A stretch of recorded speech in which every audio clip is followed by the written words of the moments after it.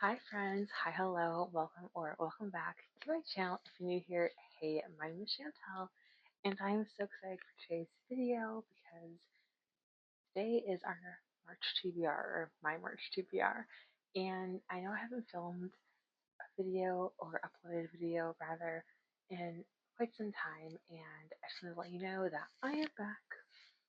I am back. Don't you worry, I have not abandoned this channel. I was filming content in February, but I will say February was a major slump month for me. I only read 2 books, and for me, that is very slumpy. For some people, that's amazing. 2 books is amazing. Um, it's not the amount you read that makes you a reader, but for me personally, I usually tend to read 5 to 15 books a month. So for me to read 2 is abnormal. And I just wasn't really proud of the content that I was recording because I was in such a slump. I wasn't really in the mood.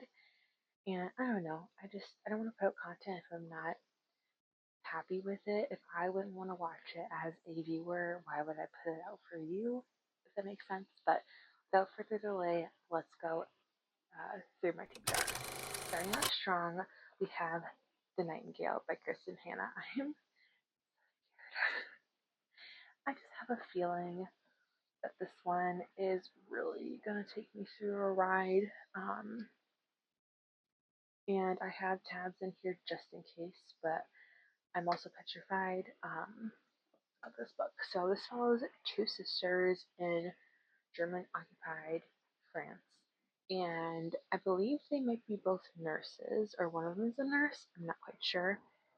Um, and there, it's kind of just a novel about the resilience of the human spirit and the durability of women, especially women when it comes to war.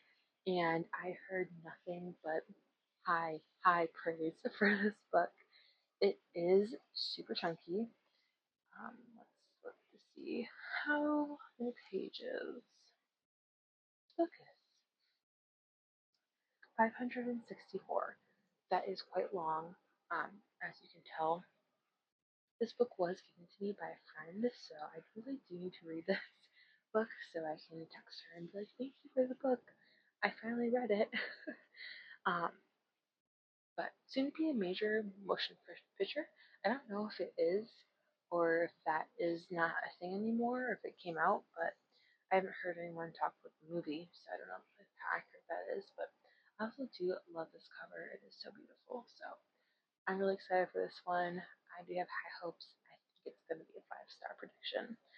And then we have A Flicker in the Dark. This is by Stacey Willingham. This one follows Chloe, and she's a psychologist in Baton Rouge.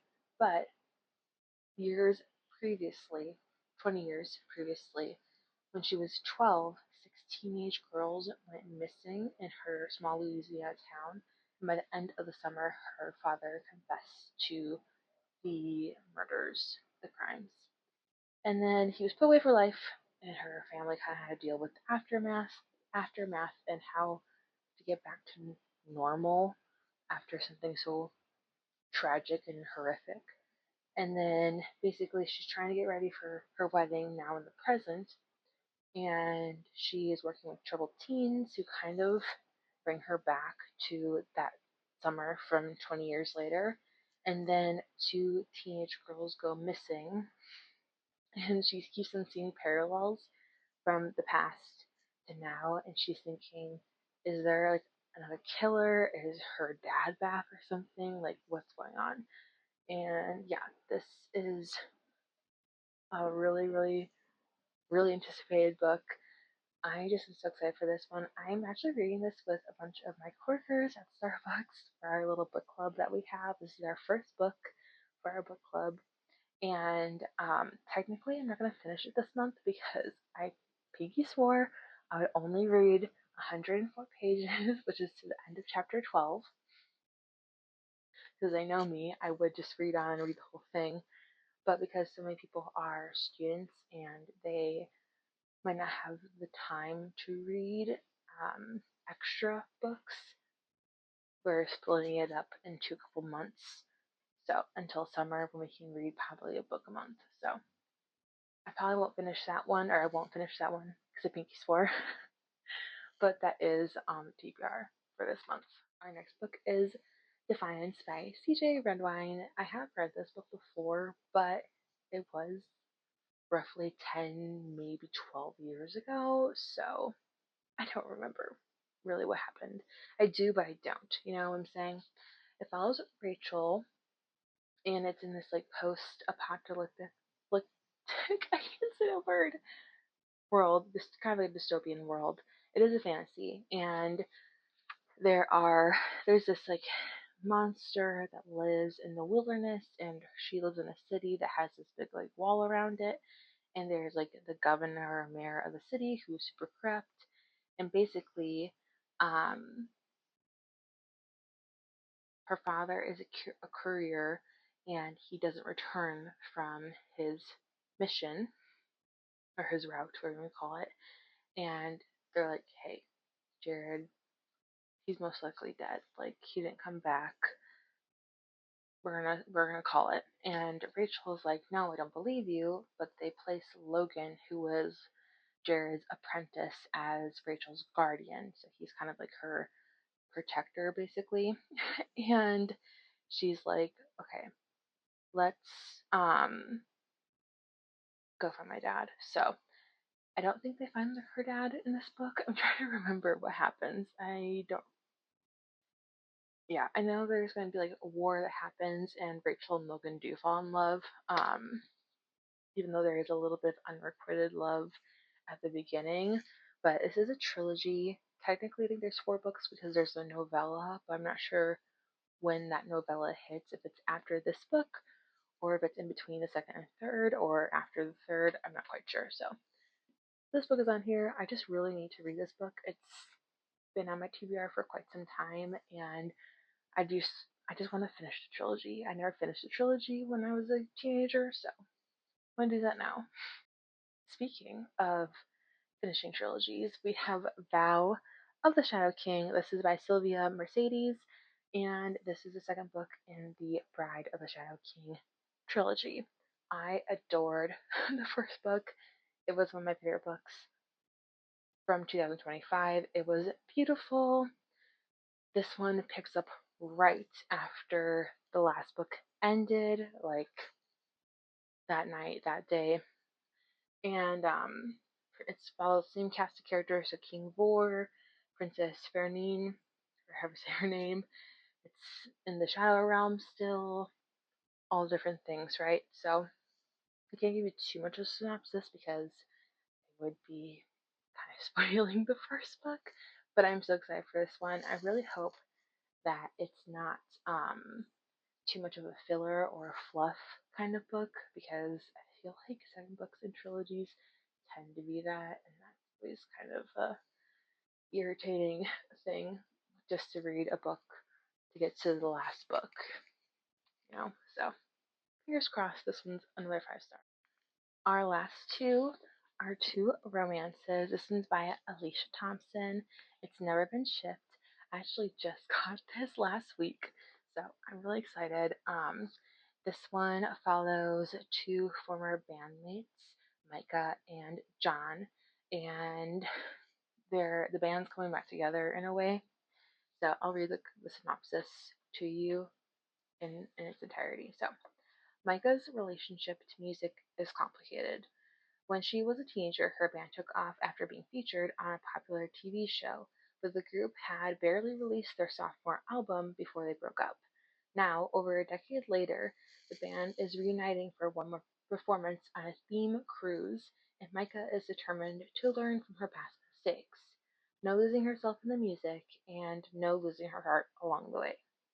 John misses playing in a band, but mostly he misses Micah, who'd been his best friend until the music stopped. Back then, he didn't take the lead, either in his guitar parts or while he sat back and watched Micah date another bandmate. John's never been one to rock the boat, but he's faced with another chance now that this cruise has brought music and Micah back into his life. On board, Micah can't help but see John with brand new eyes. while John's feelings only intensify as the discordant band's tension grows to a breaking point. With only 5 days at sea, they can hear the clock ticking on anything that might develop between them, so they'll have to decide whether their relationship is destined to be more than a one-hit wonder. Doesn't that sound cute? Doesn't that just sound so good? I don't know. It's just by the same author um, from Love in the Time of Serial Killers. I personally don't know if I've ever heard of that book, but I love the cover. I think it's so fun. The synopsis sounds so sweet. So I'm really excited for this one. I think it's going to be a good one. And then we have The Off Limits Rule by Sarah Adams. This is the revised and expanded edition. And this is the cover.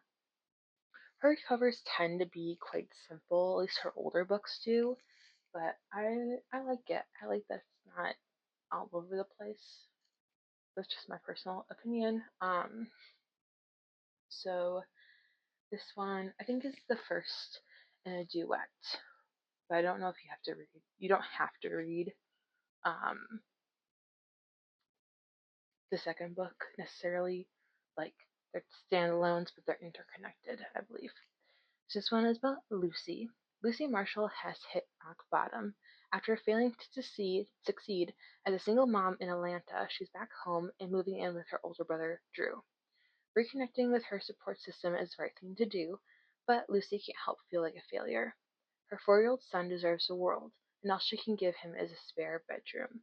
But Drew is the sweetest uncle, and some quality time might be exactly what they both need to start fresh. That is, until she meets Cooper, her brother's incredibly hot best friend.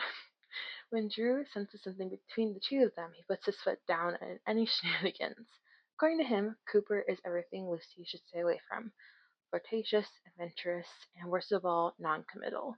But Lucy has been getting the opposite impression so far. Cooper is a genuinely great guy, and she's starting to catch real feelings. Her whole life, Lucy has tried to do the right thing, and look where that's gotten her. So what if she tries something wrong? Which, obviously, they're gonna fall in love. Obviously, it's gonna be really sweet and kind of emotional, and yeah, it's the Sarah Adams. They're always really good. I'm going to pick maybe like one or two reading the rainbow prompts throughout the month and like a reading log here or there, and we'll see what I get. But that is my March TBR. I am really, really excited. It's only 6 books. I feel like it's very doable. Um, yeah, the only book I'm actually intimidated by would be The Nightingale, but I feel it's gonna be good. I just hope it doesn't put me in a slump. Fingers crossed. But other than that, thank you so much for watching. If you did like this video, a like would be much appreciated. Comment down below if you've read any of these books. I'd love to hear from you. Share if you haven't shared before. That would be amazing. It really helps. And subscribe if you haven't already. And I will see you for the next video. Bye.